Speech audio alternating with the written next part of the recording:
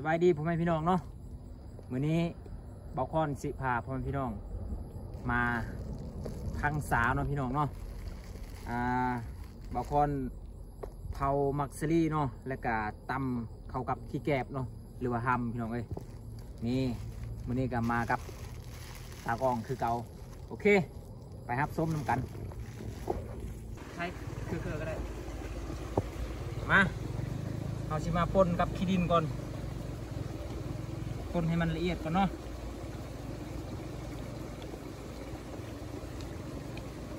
ให้มันเปื่อยซ่าพี่น้องเอ้ยถ้าบ่ใส่กับขี้ดินนี่แม่นมันไหลไปหมดเนาะ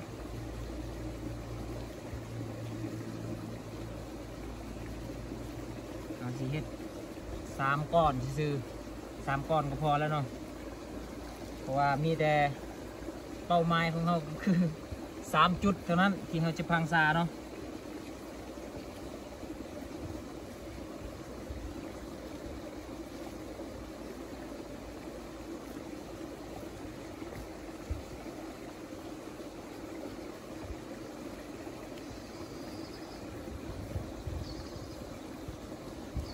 สำเร็จลูก1มานี่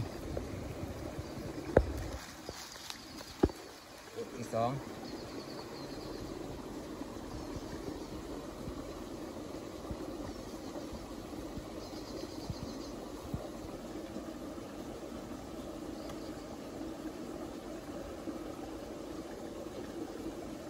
นี่เนาะพอดีเลย3 หน่วยเนาะ3 หน่วย 3 ลูกพอดีเลย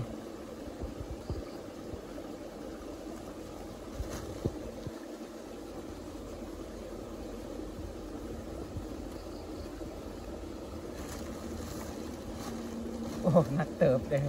ไปใส่ดินนักอะไรไปแบบนี้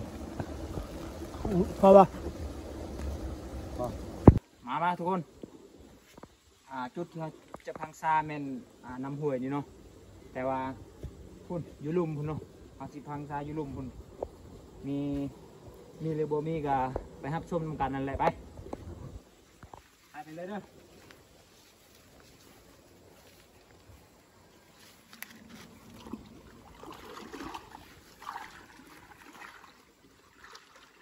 ตอนนี้น้ำก็เริ่มใสแล้วเนาะเอาไปเมื่อวานนี่มันน้ำขุ่นพี่น้องเอ้ยน้ำขุ่นเนาะเมื่อวานนี่ขุ่นตอนนี้อันนี้มันใสๆเนี่ยโอ้จุดที่เราจะทำซาเนี่ยอยู่ลุ่มพุ่นเนาะพุ่นอยู่กองครัวพุ่นไป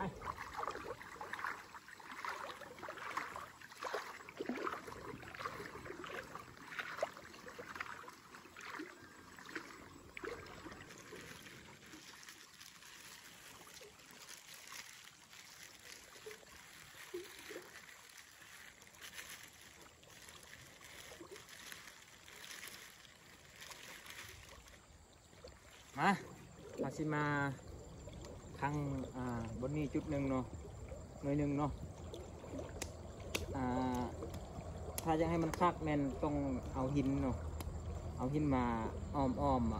อันนี้เนาะมาแตกนี่แต่มันบ่มีหินอยู่นี่มันเป็นดินทรายบ่มีเลยหินก็เลยแปะลงซื่อ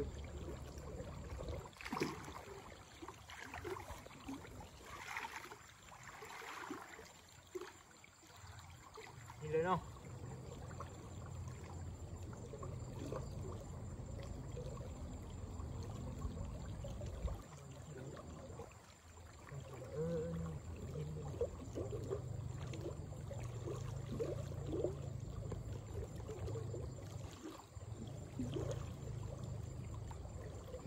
จืดอยู่บ่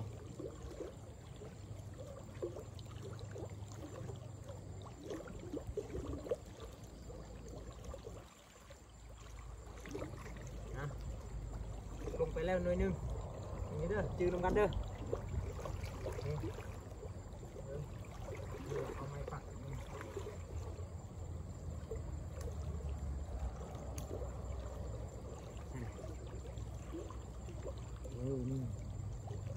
จืดบ่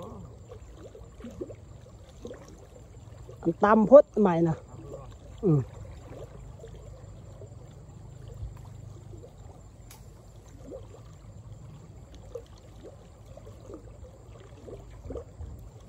กันและนำผัดอีก นะมัน เนาะนี่เนาะบริเห็นเห็นเลยโอเคเนาะไปแบบนี้ยังทรงหน่วย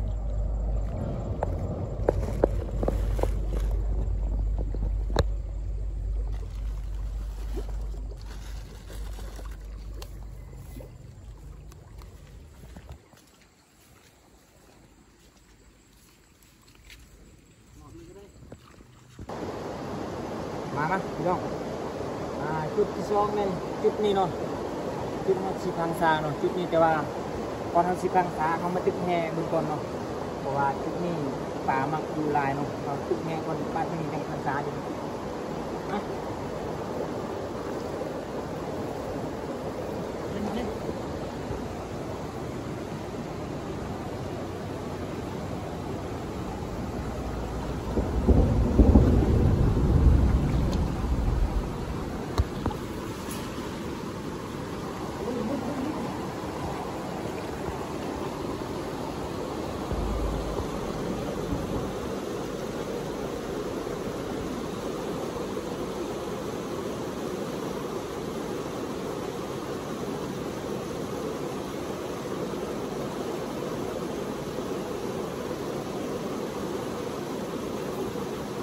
โอ้ดีมันฟังทรายมัน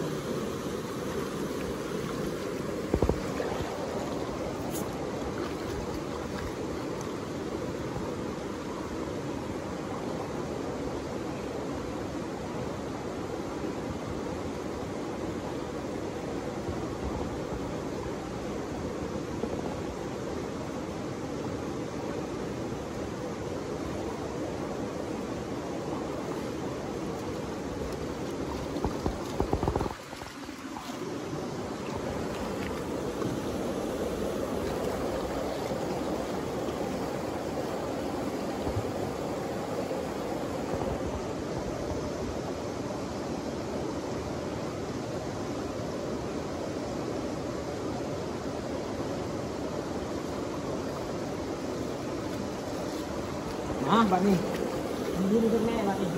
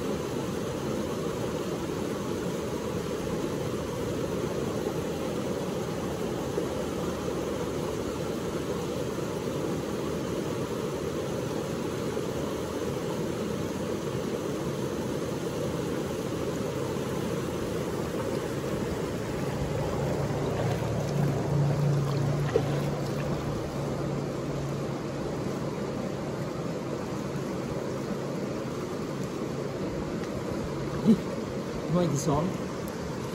พร้อมครั้งเลย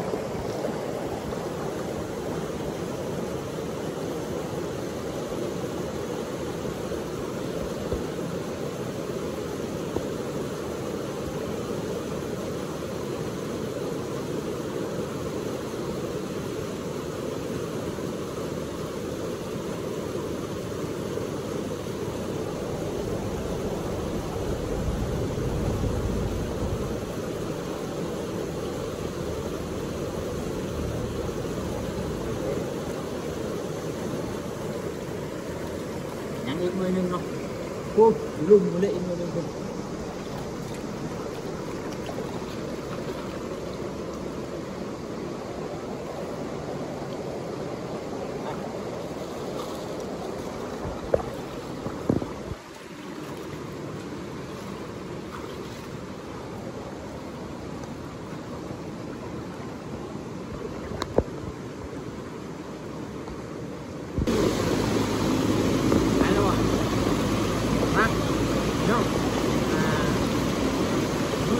เป็น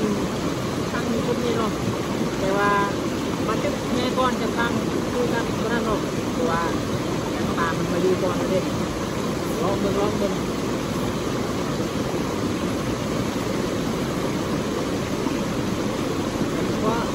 นั่นก็นะ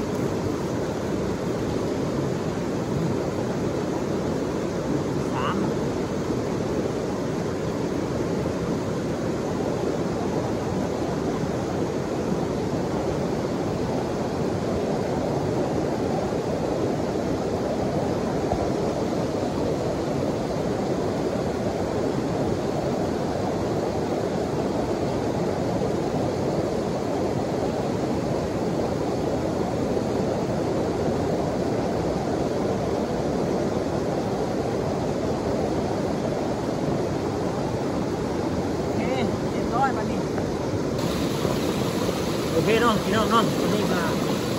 พังตา3 จุดแล้วเนาะแต่เราชินังค่าประมาณ20 นาทีหรือว่า30 นาทีนี่แหละเนาะจังสิไปวางรอขึ้นพุ่นเลยกลับเลยเนาะชินังค่านี่คนแป๊บนึงโอเค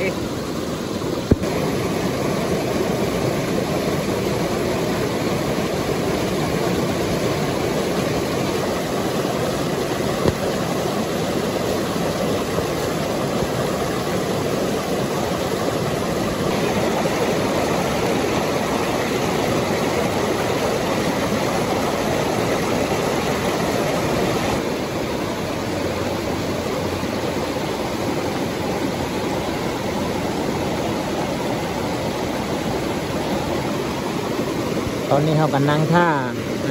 าชิตึกแฮบอลที่เราจะพังษาเนาะพี่น้องเนาะ ตอนนี้ก็ทาได้โดนเติบแล้วเนาะประมาณ10 นาทีหรือ15 นาทีประมาณนี้แหละ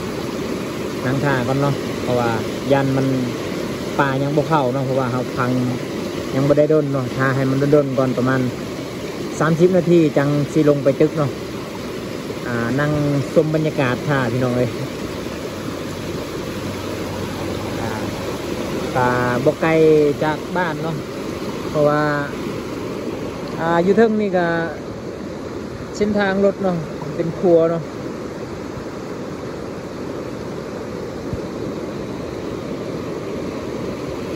มารุ่นนำกันเนาะ3 จุดจุดที่เราพังซาเนาะบ่ฮู้ว่าสิได้หรือบ่ได้เนาะบ่ได้คือว่าเมื่อละล่าเลยเนาะเบิ่งบรรยากาศโคตรงามเลยนี่ตากล้องของเราเนาะมันก็ได้ท่าคือกันเนาะว่าสิให้มีผู้หนึง2-3 โตวประจาดหน่อยนี่ก็พอเลยเนาะพอได้จำกับแจวผมมีอาหารกินอยู่เพื่อน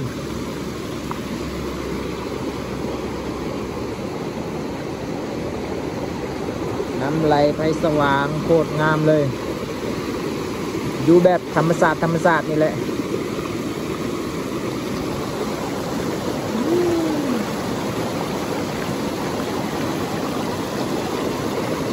ตอนนี้ก็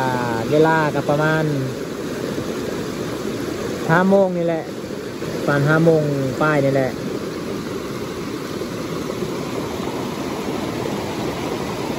โอ้บรรยากาศโคตรดีเลย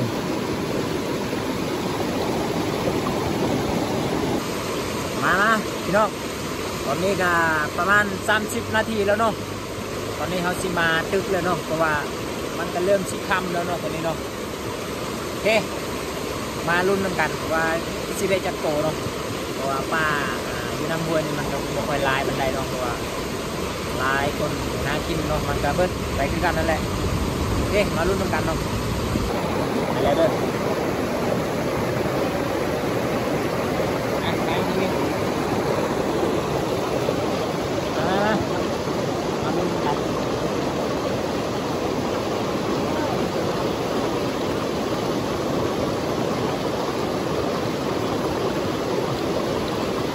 คือว่าบอลที่ฟังซาน่ะจักเหนือ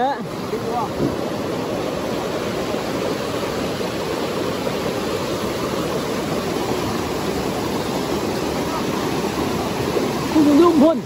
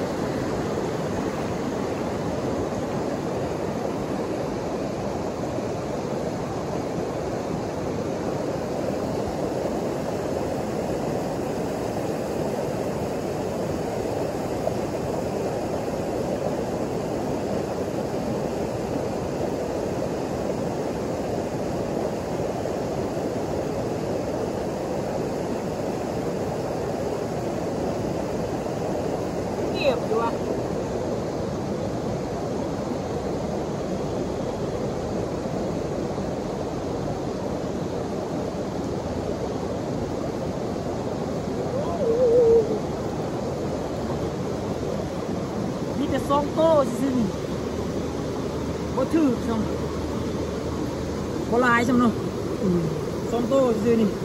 หรือว่ามันยังบ่เข้าบ่หรือว่าไวโพดบ่นี่โอ้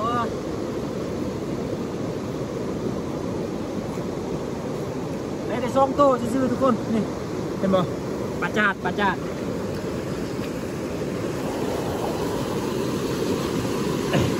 อเด้อ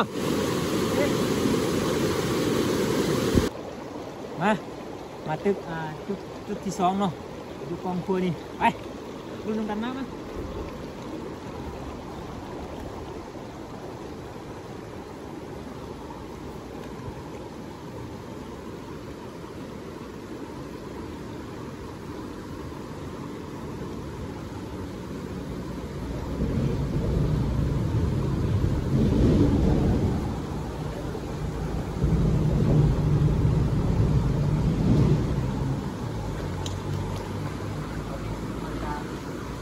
ริ่มมืดเลยเนาะนี่กันเนาะเอามาทาน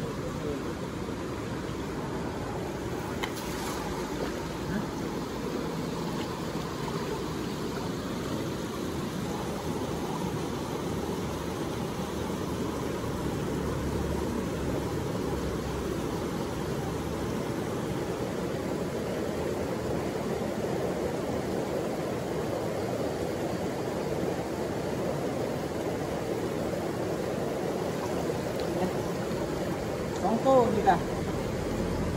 สองโต้ซินสองโต้คือกันนี่มันดูมีป่าวะเนาะบาทละสองโต้จุดหนึ่งสองโต้จุดหนึ่งสองโต้ดูมีป่าบางทีกันอีกจุดหนึ่งเนาะสองโต้ซื่อๆพี่น้องเอ้ยรวมกับเป็น4โต้เนาะอยู่รวมคุณกับ2โต้อยู่นี่กับ2โต้ไปยังจุดสุดท้ายไปดิไปนี่เลยคิดเลยพี่น้องยังจุดสุดท้ายเนาะสุดท้ายนี่คือว่ากลับเลยแหละเพราะว่าเขาพังษาก็มีแต่3จุดเนาะบอกว่าจุดนี้สิได้หรือบ่ได้เนาะตอนนี้ก็จะเล่นกระตุกดินแล้วมันเริ่มมืดลงแล้ว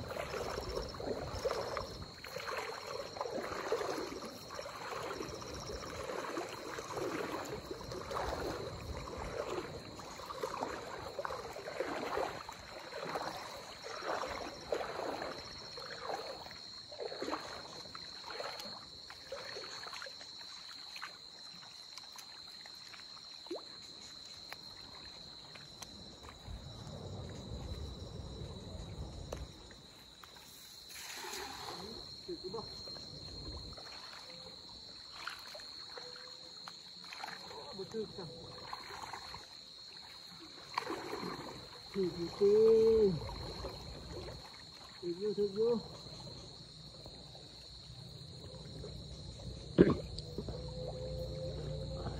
มานrồi ไหนอยู่ตัวนึงเฮ้ย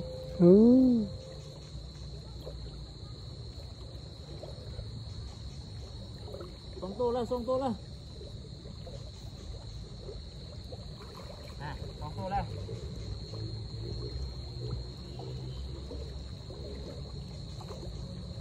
สองโต้นี่วะโอ้ลุดแล้ว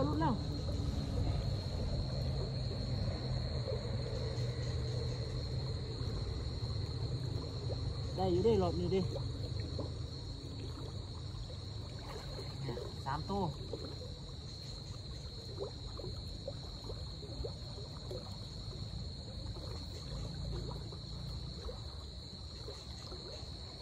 ได้อยู่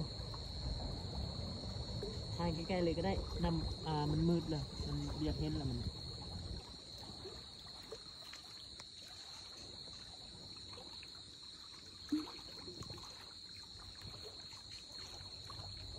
โอ้ได้อยู่รอบนี่5ตัวแล้วนี่ชุดนี้เห็นบ่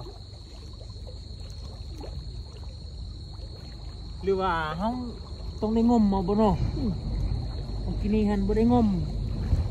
โอ้เสียดายดิมันออกมดทำบ่ได้งม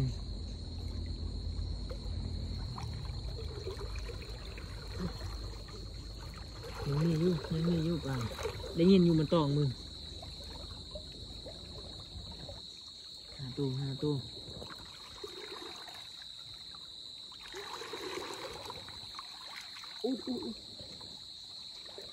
นี่นับเลยวันนี้6โตแล้วพี่น้องเอาหรือว่าทางพุ่นยังบ่ดนบ่เนาะเอาไอ้ลีได้แม่นแล้ว มันยังแจ้งมันก็เลยบุกเข้าทั้งนี้ครับ6โตเลยยังอยู่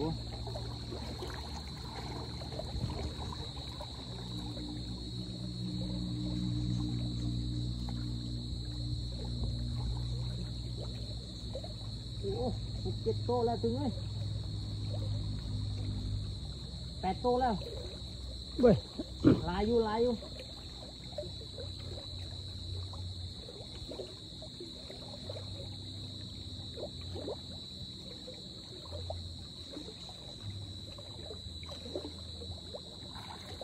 8 โตแล้วทุกคนพี่น้องทุกคน8 โตแล้วมันจะได้10 โตวะบาทนี้วะมันมีลายอยู่ในเปล่าอยู่ทั้งนั้นก็คลิปที่บุ้งมโอ้10 โตแล้ว10 โตแล้ว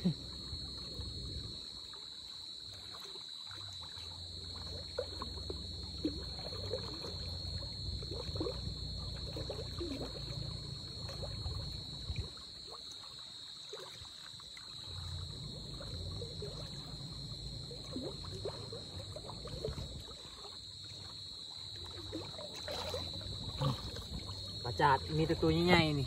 10 โตเลยจุดนี้ฮะยังอยู่บ่โอ้เมื่อกี้คันงมคืออะไรบ่ได้งมซื้อบางคนน่ะ แม่นแหละ เขาดึงขึ้นเลยมันออกหมดปางเสียดายดินี่เห็นบ่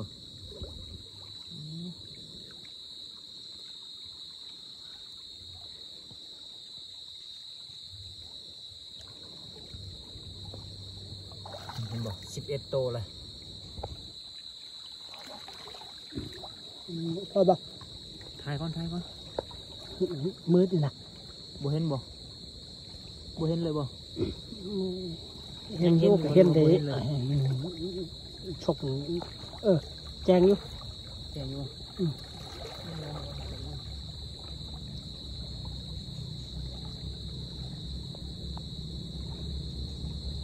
โอ้มันเข้ามืดที่นี่มันเข้า ผู้พุ่นนะไหวพุ่นเนาะตึกไหวพุ่น ข้าวลงหัวคือจะได้อยู่3 จุด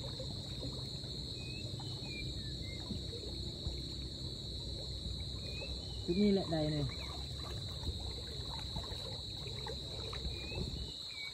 ยังอยู่ป่า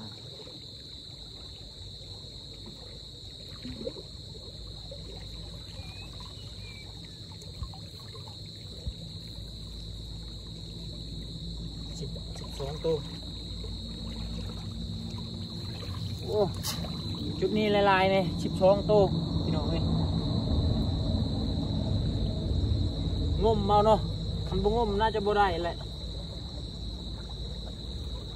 ตัวรุมหันบ่ได้งมเอามีแต่ดึงขึ้นเลยแฮน่ะบางทีก็มันออกตอนนี้ก็สิกลับบ้านเลยแหละนี่เพราะว่ามันก็มืดแล้วยังเห็นอยู่บนน่ะโอเคเนาะขอจบเลยสำหรับคลิปนี้เนาะได้พนึง5-6 โตก็พอได้กินนี่แหละโอเคจบเลย